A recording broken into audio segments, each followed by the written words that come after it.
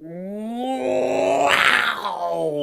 Welcome to my show. Have I told you the one about every night, 8 p.m. Pacific? You ready to go? Here's some magic. Pew! Pew! Hi, everybody. I'm wearing my biggest hair because I'm trying to hide my other sign in behind. But, it's a good reason to have big hair. Woo! Today I have somebody who's telling one of my favorite stories ever. It's a love story. I've heard it before. It is so fabulous. Let's count her in. 1, 2, 3. Poof! It's Shelley! Hi, Shelley. Hi, Michael. How you doing? I'm good. So I have my story portal open. Do you want to send me your story? Yes, I do. Whew, that had some vacuum. That is Whirlwind Romance. Okay, shoot. Okay. So, I had just graduated from high school, and I grew up in a relatively small town in the Okanagan Valley of British Columbia, and there wasn't a lot of post-secondary opportunities there. And so I graduated, and I couldn't get out of this town quick enough. Like I just wanted to get out. And Sounds I like wanted Cornwall. yeah, right. And I wanted to go to the big city. And so my family was originally from Edmonton. So I moved to Edmonton, started school, and my aunt and uncle who lived there offered me a place to stay. So I lived with them. And my aunt worked at a transport company. And so she got me a part-time job there so I could have a job while I was going to school. Cool. Yeah, and so it was doing stuff like, like reception and like filing things and that kind of thing. And so I worked there, and it was a transport company. So there was a sort of a main building, and where all the sort of office and administrative people worked. And then behind that main building and attached to it, there was a huge loading dock where the trucks would come and go, and they would get, they would drop off loads and they would pick up loads and Okay. and all of that. I'll resist making jokes about loads, but in the gay community, that's ripe material. Okay. Well, jump in whenever you want. To loads? Sure. I'm like Jaws swimming through the ocean. Okay, so I was working at this transport company, and my boyfriend at the time lived in North Battleford, Saskatchewan. Okay. And it was Friday for a long weekend. So it was July 31st, and it was the holiday was on the Monday. So before I went to work that day, I had loaded up my car with, my suitcase and, my beer and my road trip music, because I was driving to North Battleford, Saskatchewan to see my boyfriend for the weekend. And yeah, so off I went to work, and just couldn't wait for the day to be over because I wanted to hit the road and get the party started. Yes, ma'am. That's right. And anyway, the weather was unsettled that day, and just kind of like thunderstorm-ish, but it hadn't thundered or anything, but it looked like it might. And it was, early afternoon, and the office part where I worked, the front of the building faced south, and there was like a wall of glass windows that faced south, and there were desks all along the windows, and there was a woman who worked in the office who I thought she was just a bit high strung, and suddenly um, she came running through the office saying, "There's a funnel cloud! There's a funnel cloud!" And I didn't know what a funnel cloud was, to be honest. Right. And I thought she was a bit high strung. So I wasn't too panicked about this. And so I don't even know if I got up from my desk right away. But very soon after that, I saw people running down the hallway outside of my office. And there was a general sense of like panic. Right. And so and my aunt came by as well. And she said, "We have to go to the loading dock. We have to go to the loading dock." And so I just got up from my desk and started following her. Everyone was running, and I was running behind her. And Okay, so you've got a photo. Let's show the photo of what's happening, okay, of what's outside the window that people can see. yeah. So you want me to show Yeah. the shot? Okay, here we go. This is what people are seeing through the window. You have to back it up a bit, a little higher. There you go. Yeah, look, people are seeing that funnel cloud through the window. Amazing. Right? I didn't see the funnel cloud, so I wasn't in. I was in that.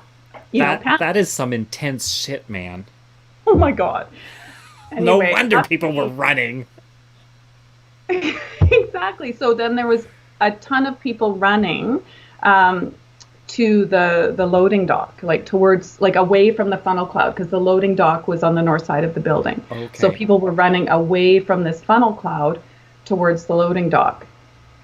And once we got to the loading dock area, it was just sort of a free for all. Everyone dispersed, and I don't know where my aunt ended up going at that point. Anyway, I was running along, running down the loading dock, and it was it's not like the movies, Shelley, where your aunt comes in and huddles over you and protects you and says, "I'm here for you. I'll save you, Shelley." She's like, "I don't care about my family. Get out of my way." It was everyone for themselves at that If point. I go get her, what if she's smaller and she fits? Totally, right? Yeah, it's not like the movies. It wasn't like the movies. So I'm running down the loading dock, and the winds are getting incredibly intense. Because the doors were open to the dock, the bay right, doors. So there was these big bay doors on both sides of the loading dock, and the loading dock was probably at least 500 meters long. Okay. So it was a big loading dock, and Right. and I could see people trying to pull the bay doors closed, and they weren't having any luck. And some of them were actually like they were like this from the wind. They were trying to pull the loading dock doors down, but they were getting blown like this. The people or the people. doors? The people.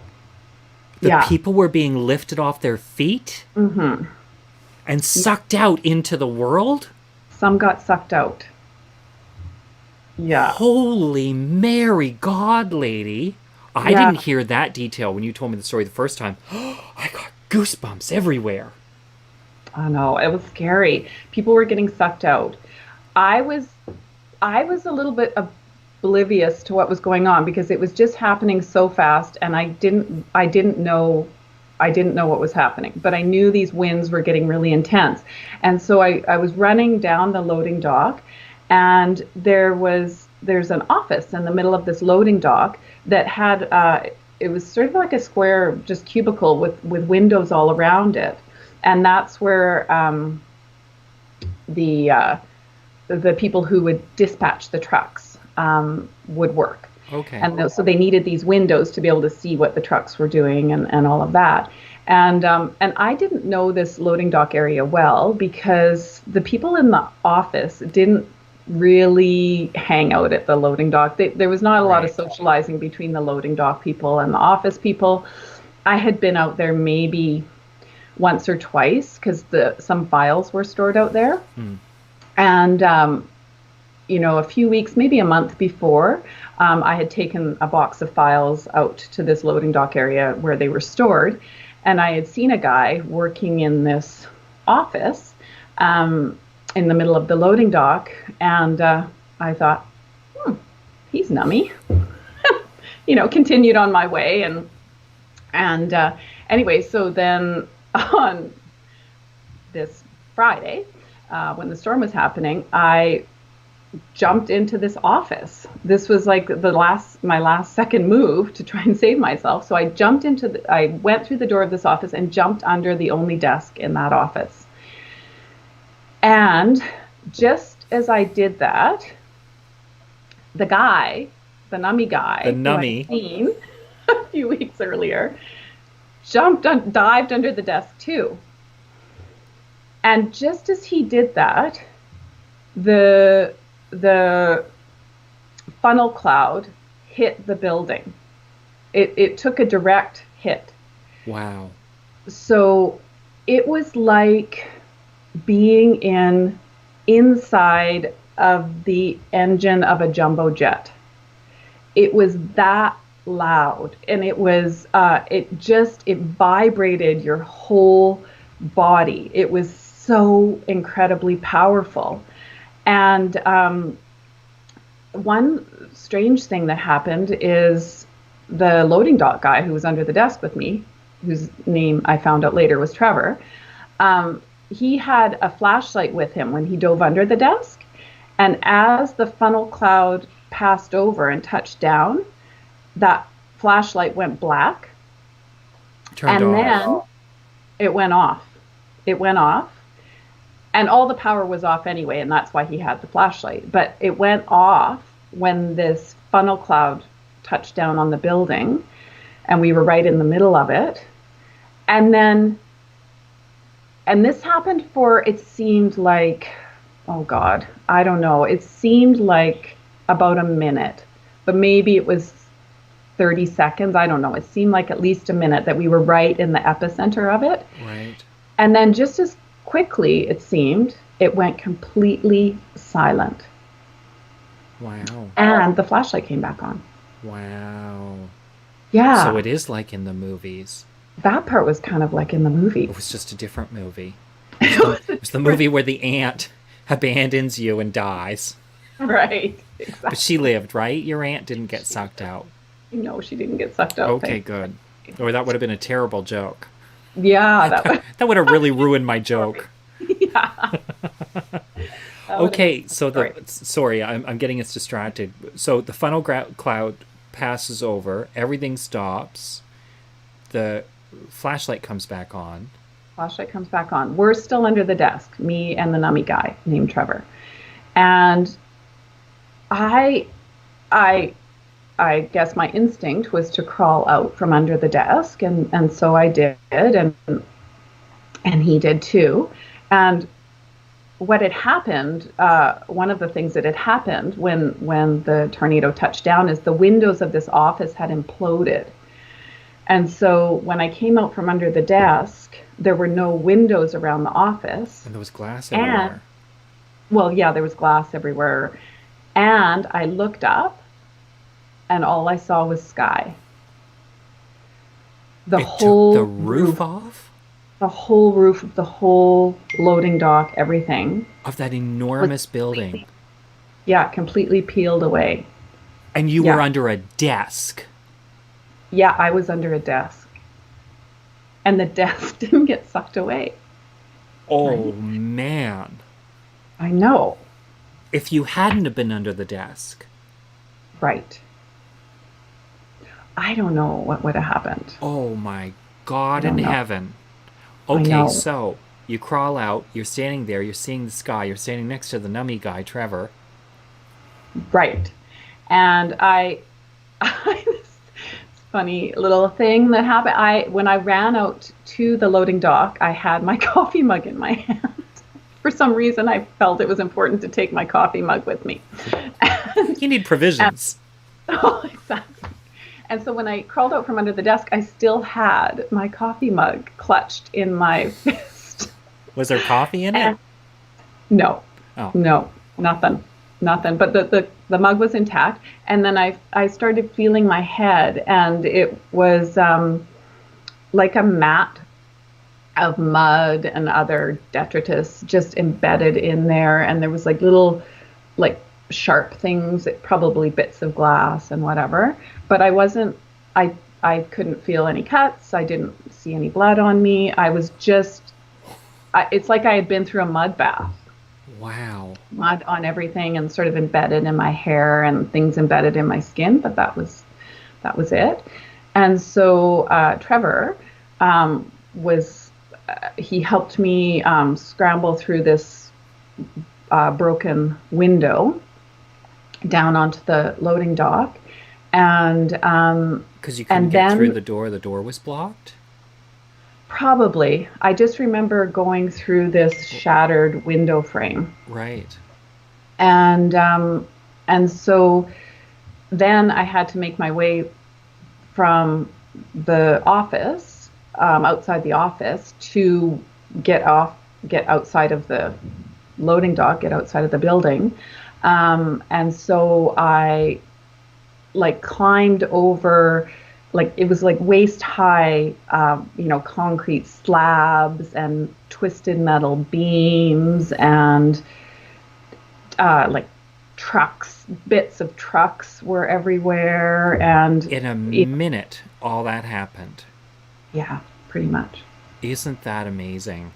Yeah, yeah, yeah. It was defined as an F4 tornado, which is like 400-kilometer-an-hour winds, and it goes on a scale of 1 to 5, and so it was an F4, and yeah, And it's y- yeah, you've got some other photos we can show, right? oh yeah, yeah, Here is, there, it's blocking me, but here is a bunch of trucks. So is that, this is the newspaper clipping. Is that your building?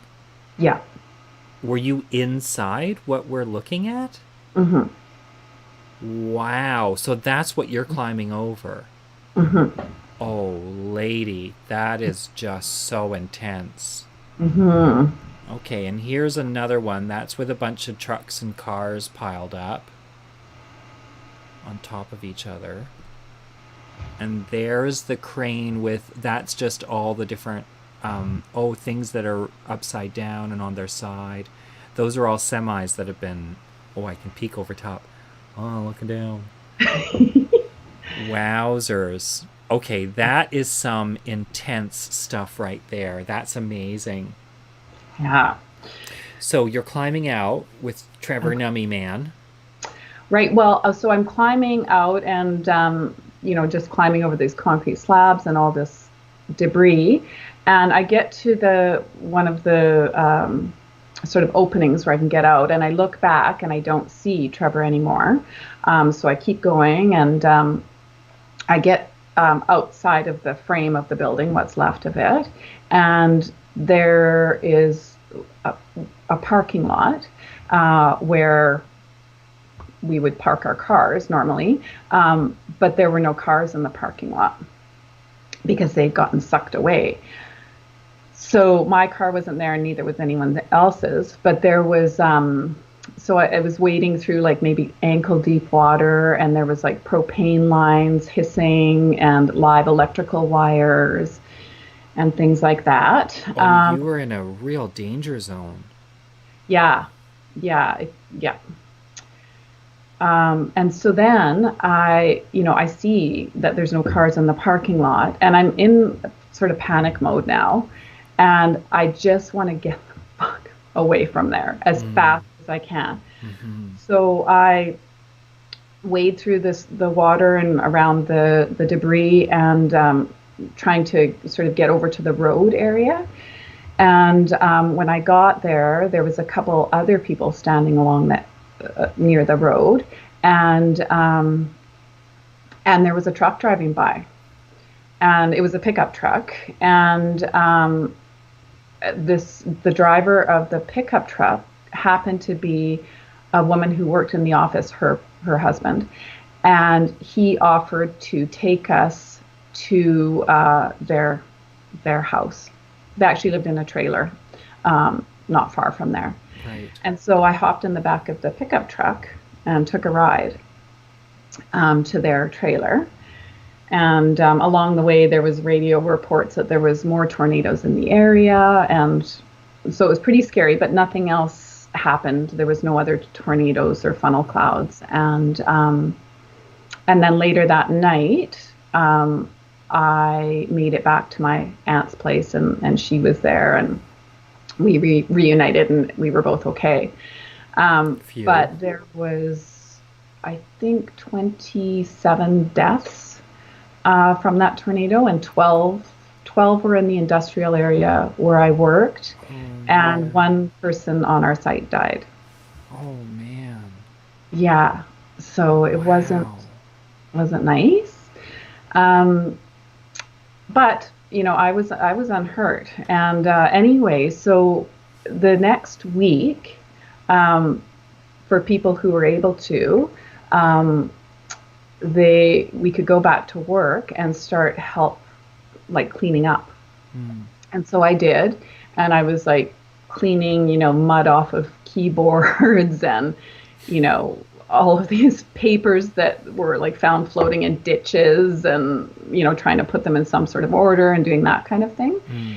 And there was a nearby hotel. It was quite a big hotel that, in this industrial area that threw a party for the people who had survived the tornado. And so I'd heard about this party a couple days before it happened. And one of the things I had thought after I had time to process this tornado and just kind of realize what had happened is I thought, I could have died without meeting that cute guy. I could have died without meeting that cute guy. And so I thought, oh, I wonder if he's going to that party that the hotel's, having for us. And so I did, a little inquiring and found out his name was Trevor, and found out that, possibly he might be going, whatever. So I thought, okay, I'm going to go. And you had a boyfriend somewhere that you were going to spend the weekend with. Yes, I didn't go to North Battleford. I didn't even have a car anymore. And you weren't that serious. We were on again, off again. Okay. Yeah. This was just going to be an on-again weekend. Right. I get it. You were young. Wow. Early 20s, my God. So you went to the party. So went to the party, and I walked in, and there was probably, I don't know, like 200 or more people there, maybe 3. It was quite big. It felt like going to a big wedding, and they had, long tables, that would seat maybe 20 people. And they had, a DJ and an open bar and a buffet. And, when you're in your early 20s, an open bar is a big deal. It's a big deal. Yeah. Right? Yeah, and for sure. You live for those moments. Totally. That's when you know you're an adult. So, yeah. So I was taking advantage of the open bar and looking to see if this Trevor guy was around. And I saw him at this table, this long table. So I made sure that I sat at the same table, not right by him at first. But I made sure I sat at the same table. And, as the night wore on, we started talking. And then there was a DJ, and we were dancing, and then at the party was winding up, and I still didn't have a vehicle or anything, but his friend had a vehicle and said that he could give me a ride home with Trevor in the car as well. And so we were leaving the party and walking through the parking lot to get to this car. And I thought it would be funny to challenge Trevor and say like, you couldn't piggyback me. And he's like, yes, I could. And so I ran across the parking lot and jumped on his back, kind of like a crab or something. Yeah. And that was my move, I guess. And exactly. And he didn't fall to the ground. And anyway, then his friend gave me a ride home, and and then yeah, would have been the following week, I guess, when we touched base again, and that was 33 years ago, and we're still and you're still together. Mm-hmm. That's how you met your husband, diving under a desk during a tornado that ripped the roof off of your building. Yeah. That is what we call a whirlwind romance. That is really amazing. Shelley, that story is even better the second time. You gave me the redacted version the first time. Probably. Holy smokes. Amazing. So have you had any like fallout from that? Like, are you afraid of storms now? My pulse still quickens in summer storms, in fierce summer storms. Right. Sure. But other than that, I was pretty lucky. I mean, I didn't have nightmares. A lot of my colleagues didn't fare so well Right. on the psychological front. Right. Oh, can you still see me, Michael? Yeah. You're still there. Okay, my screen timed out. Oh. But yeah, my colleagues, some of them were injured physically, but mentally, it was pretty tough for some of them. Right. And they didn't all have a numbie sitting next to them.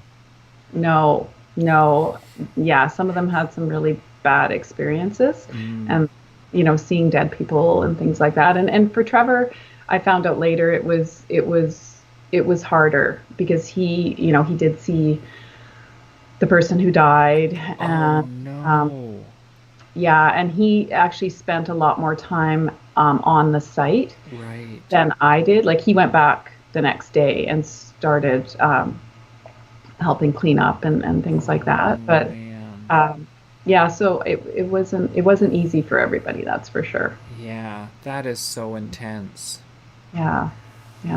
Well, it makes me think of this moment, right? We're in this big, wild moment, and terrible things are happening to people, and there are also great things happening in the world, right? Like, you're in a hurricane? Was it a hurricane or a tornado?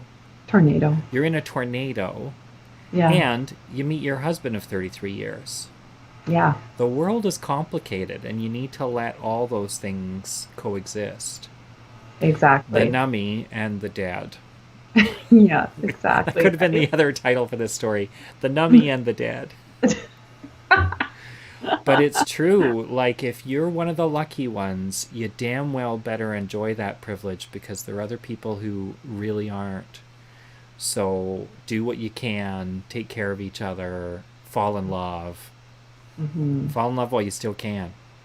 Yes. Because who knows when the desk is next. That's right. Talk to that numbie person when you can. Yeah. Oh, Shelley, thanks for that story. I love it so much. Good. Thanks for having me. Okay, so folks can send me emails, though we're almost at the end of these. Maybe this is the last one. I don't know. You can click the notification bell and it'll tell you when I'm going live. I'm moving to that weekly structure. We're going to do we're going to do a show one night a week. And, go out there and find somebody to fall in love with if you haven't already. Thanks, Shelley.